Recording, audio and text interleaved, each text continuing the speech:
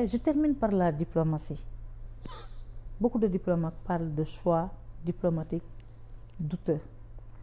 Quand je parle de diplomatie nag le président c'est le domaine réservé du président de la République et j'en profite pour dire aux hommes bàyyi leen saay bu ñu joxee jigéen poste ngeen koy diaboliser di ko ñàkkal fayda di ko saboter. J'en profite pour dire aux femmes quand on nomme une femme à un poste bu mel ni ministre des Affaires étrangères ak lu ci mënta am nañuy wane suñu solidarité.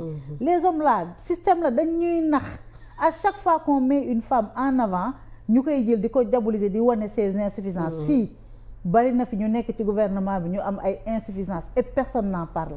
72 heures ñu jàpp une dame une maman di ko moquer di génne ay xawma lu nekk man su may wax diplomatie waxuma Yacine Fall. C'est le domaine réservé du président de la République. Certes la nu mu tudd suñu relation ak notre ki nga xam ne dafa mas a nekk un partenaire muy la France relation bi elle n'est plus au beau fixe. Ah d'accord. Elle est chaleureuse. La relation avec la France n'est plus au beau fixe. Ah ouais? Macron a fait une sortie pour dire que certains pays africains ont oublié de dire merci et il parlait plus du Mali. Ah déet yaa commenté de déet. Il parlait plus du Mali am fit nga yow. moom nee na au Mali des soldats français sont morts am na réew yoo xam ne bu ñu génne woon loxo France ci ñoom tey du ñu nekkati ay état ñun kenn tudduñu kenn taasuñu suñu chef du gouvernement bu ñaawul bi génn def benn réponse tontu Macron. Beneen choix bi nga xam ne refroidir na relation yi moom mooy le retrait des bases, la suppression des bases militaires françaises. Elle est actée, ce sera en septembre. Aujourd'hui, entre la France et le Sénégal, ça ne communique plus. Ah oui? Comme avant, oui. dañoo nekk ci câble diplomatique yi. Président invité nañ ko francophonie damul première fois. Francophonie nga xam ne ñoom Senghor ñoo ko fondé ñun Sénégal dañ ci am Wade président damul invité nañ ko mooy célébration débarquement yooyu de la guerre de 45 président damul invité nañ ko aux Jeux aux Jeux olympiques non loolu nag moom rek laay déglu xaaral invité nañ ko aux JO à l'ouverture des JO à Paris président damul JO président damul yooyu tam JO président damul JO demoon na président damul wala délégation président damul de président damul JO ma yónnee la fa tey yónnee ma ko président damul JO on était parti à l'ouverture des JO il était là-bas président dem na JO d'ailleurs bi mu demee quand on est arrivé le lendemain on est parti rencontrer la délégation sénégalaise les athlètes sénégalais. Donc je retire ça. Après bon Thiaroye 44 ça c'est non pas que j'ai aimé. Réew dafa war a am des moments de souvenir. te Thiaroye 44 ci la bokk c'est une page d'histoire boo xam ne pour la première fois nag matérialisé nañu ko jëmmal nañu ko. La France a reconnu le drame de Thiaroye 44 et le Sénégal l'a inscrit dans son agenda. En tout cas c'était avant nekkoon na ci mais dañ ko institutionnaliser aujourd'hui. Donc là je fais un peu un passage de la un tour d'horizon de la diplomatie de la page diplomatique selon Maïmouna Ndour Faye de la page diplomatique. Selon Maïmouna Ndour avec nos voisins ça se passe très bien. Il est allé en Mauritanie, Guinée, Conakry, Bissau, Mali, mais avec nos partenaires internationaux. Surtout la France. Surtout la France. Les relations ne sont plus chaleureuses. Trump suspendre na le MCA pour une durée de 3 mois. Heureusement qu'on ne fait pas partie des pays blacklistés par les États-Unis. Ça c'est le livre blanc en diplomatie selon Maïmouna Ndour Faye. Le tableau de Maïmouna.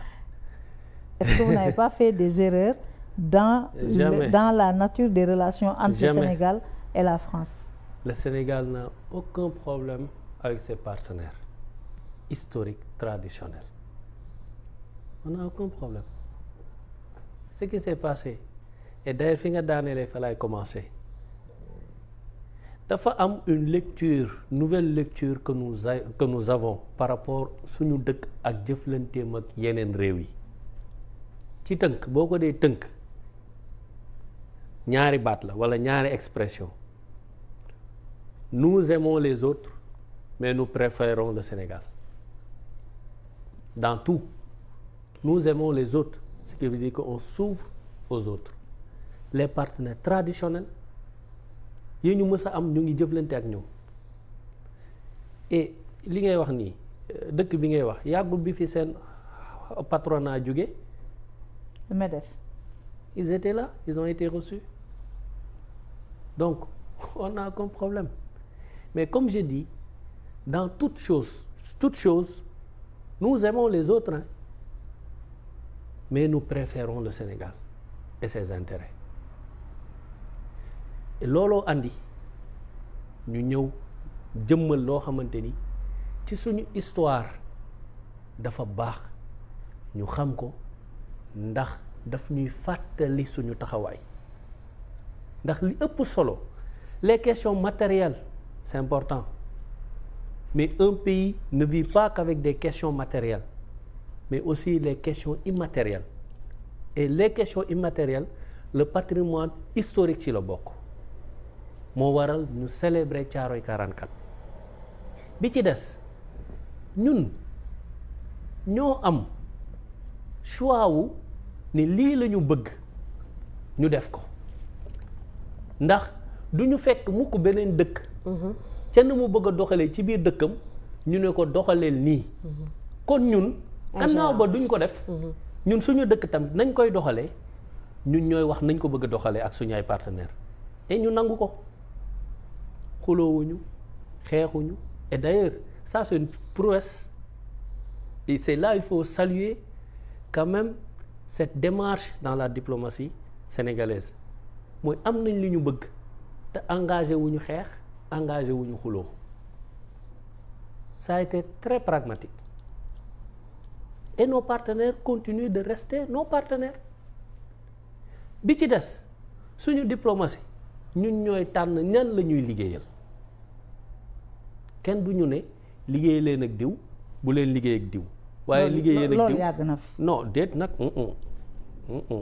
multiplication des partenaires bilatéraux Ablaye Wade moo ko démarré am na même su Abdou Diouf amoon na waaw mais Ablaye Wade ñëw tijji mais tijji Koweït waaw tijji après les Émiratis après tijji Turquie après tijji Chine Macky Sall ñëw nag fracassé buntu ba da ko fracassé waaw Macky Sall ñëw fracassé buntu ba damit ya waaw ani damit ya France États-Unis Turquie Chine Maroc tout le monde Venezuela sax jublu nañu ko en fait ku ci nekk mën nga am ci appréciation ci li fi jógee ci wàllu diplomatie mais nous on a une autre lecture que nous avons partagée avec nos partenaires ils sont historiques traditionnels pour une diplomatie panafricaine en fait mais ça c'est Pastef ancrage am vision am ci panafricanisme du deñ moo tax suñuy première génn ñu def ko ci li ñu wër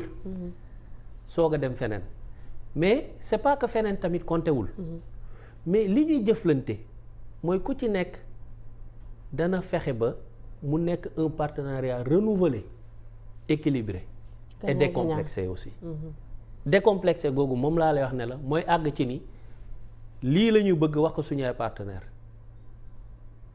ñu nangul ñu ko lañ tamit la ñu bëgg ànd ak ñun ñu waxtaane ko lañ leen war a nangul ñu nangul leen ko bu ko defee jàmm ne ñooy ku tëdd sa kër mën a